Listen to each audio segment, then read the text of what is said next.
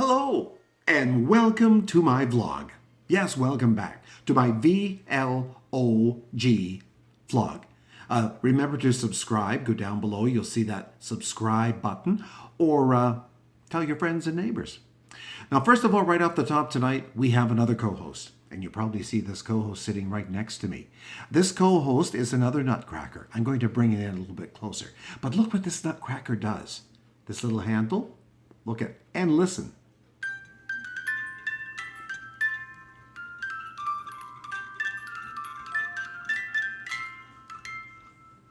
This Nutcracker plays the Nutcracker theme. And it's quite intricate. It has little bottle trees, little gifts. You can see these here, little star. And then this Nutcracker, this ballerina from the Nutcracker twirls around when you twirl this little box. I bought this Nutcracker from Zellers, where the lowest price is the law, many years ago. I mean, how long has it been since Zellers has no longer been a part of our commercial landscape? Well, at that time, I bought this Nutcracker at Zellers.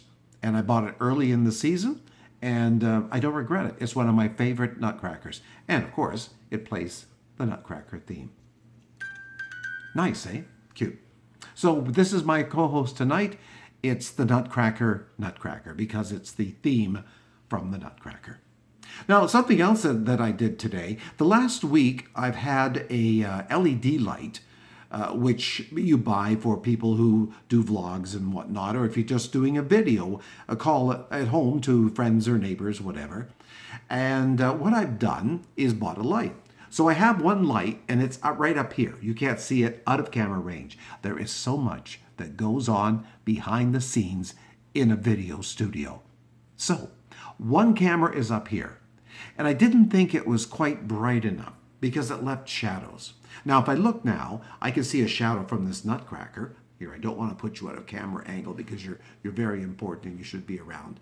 But I bought another light, and this other light is up this way. It's right up there to my left, to the left of the Nutcracker. And it's just adding a little bit more light, and it's taking away some of the shadows. Now, I think I could use another one over this direction. But for now, we're going to go with these two. And I'll just kind of look at the shadows. All right? So I'm learning things all the time. I'm not a TV guy. I'm a theater guy. So although I know my theater lighting and whatnot, it's different when you're doing a video. And I'll learn as I go along. And I watch other people and see what they do as well. So now we've moved up 2 lights in this studio. Light and light. I think it looks pretty good so far. Now, I got to thinking, I read a little bit of Scrooge for you, right? And we want to get moving along because Christmas Day is coming up and we want to have this whole Scrooge thing finished by then. So I thought again tonight I would read a little bit. And you know, after all, did you know that Scrooge was considered a ghost story of Christmas? Yes, it is, a ghost story. And I thought what I'd do is show you. Can you see this little lithograph? There's Scrooge sitting beside his fire, miserable old fart that he is, sitting beside his fire. And this is when Marley, his partner of so many years, who passed 7 years before, Marley makes an entrance. Ooh, it's very scary. It's very scary. So make sure that as an adult you have someone else sitting with you so you don't get too scared. The kids are okay, I'm sure. Well, this is what happened. Scrooge went home. He had that visit from his lovely nephew that he treated really badly.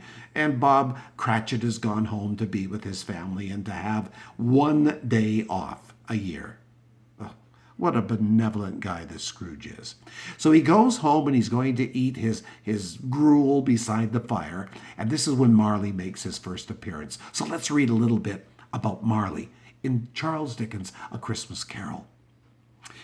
So Scrooge was sitting there, and all of a sudden the flames leapt up in the fireplace, and this vision comes through the door. Lots of clanking and squealing and woo, ghost sounds. And then Scrooge says, I know it's him. It's Marley's ghost. It was the same face. It was the very same face. Marley in his pigtail and his usual waistcoat, his tights and his boots. Like his pigtail and his coat skirts and the hair above his head, They were all Marley. Well, then he had this chain clasped around his middle. It was long and wound about him like a tail. And he had keys and padlocks and deeds and heavy purses all wrought in steel on the end of this chain. And that's what he clanged about as he moved. Now, Marley's body was transparent. I mean, Scrooge could see right through the waistcoat. Scrooge could see right through him. He'd often heard that Marley had no bowels, but he never believed it until now. Scrooge didn't want to believe it. Though he looked at the phantom through and through, and he saw it standing before him, he felt the chilling influence of its death-cold eyes. "How now," said Scrooge, not welcoming at all, kind of caustic and on the cold side, like he didn't even ask Marley if he could get him a cup of tea. "What do you want with me?" said Scrooge. "Oh, much," Marley's voice said. "Who are you?" "Ask me who I was." "All right, who were you then?" Many people would say, "Who was I then?" But you see, the ghost wanted it to be, tenses in English language. "Who were you then?" said Scrooge, raising his voice. "Your particular," for a shade. He was going to say "to a shade," but he substituted this. He felt it was just a little more appropriate. Oh, what was he, starting to have feelings all of a sudden, Ebenezer? I doubt it. "In life, I was your partner, Jacob Marley." That's what the ghost said. Well, can you sit down?" said Scrooge. "I can," said the ghost. "Well, do it then," said Scrooge. Well, what a warm guy. Well, at least he offered him a seat.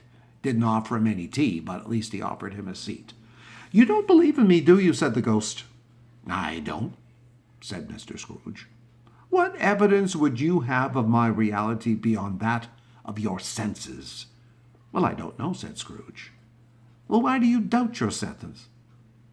"Well, because," said Scrooge, a little thing affects him. It just could be a slight disorder of the stomach, undigested bit of beef, a blot of mustard, or a crumb of cheese, even a fragment of an underdone potato. Oh, my goodness. Eventually, as the ghost and Scrooge were talking, Scrooge got a little more afraid. "Oh, mercy," he said, "dreadful apparition, why do you trouble me?" "Well, man of the worldly mind," said the ghost, "do you believe in me or not?" "Well, I do," said Scrooge. "I do. I must." "But why do you come to me?" "Well, Marley," the ghost said, "it's required of every man that the spirit within him should walk abroad among his fellow men and travel far and wide." Well, he told him a whole bunch of other stuff too, but we don't have time to get into every word in Dickens' A Christmas Carol, a ghost story of Christmas. So we're going to skip ahead a little bit. "Well, Jacob," said Scrooge. "Oh, Jacob Marley, tell me no more. Speak comfort to me." "Well, I have no comfort to give you," said the ghost. "Comes from other regions, Ebenezer Scrooge, and is conveyed by other ministers to other kinds of men. Nor can I tell you what I would. Very little more is permitted to me." Scrooge says, "But you were always a good man of business, Jacob." "Business," cried the ghost, wringing his hands. "Mankind was my business. The common welfare was my business. Charity, mercy, forbearance, benevolence, they were all my business. The dealings of my trade were but a drop of water in the comprehensive ocean of business." Those are some pretty fancy writing words that Dickens put together there. Well, the ghost held up his chain and, yada, yada, yada. He's made it noisy and scraped it around and all that kind of stuff. So the ghost says finally to Scrooge, "My time is at hand and it's nearly gone." Now it's getting really scary. And that's as far as we're going today. Always keep your viewers on the edge. Have I kept you on the edge, viewers? I hope so. Well, ladies and gentlemen, thank you so much for joining us tonight. the Nutcracker, and myself, my co-host. It's been wonderful having you here. And thank you for coming to my VLOG, which is vlog. And we'll be back again. In the meantime, enjoy this holiday season. Enjoy everything around you, friends and family, and people you work with, and people you meet on the street. Have a jolly holiday season. And we'll see you next time. Thank you so much for tuning in. And take care. Bye now.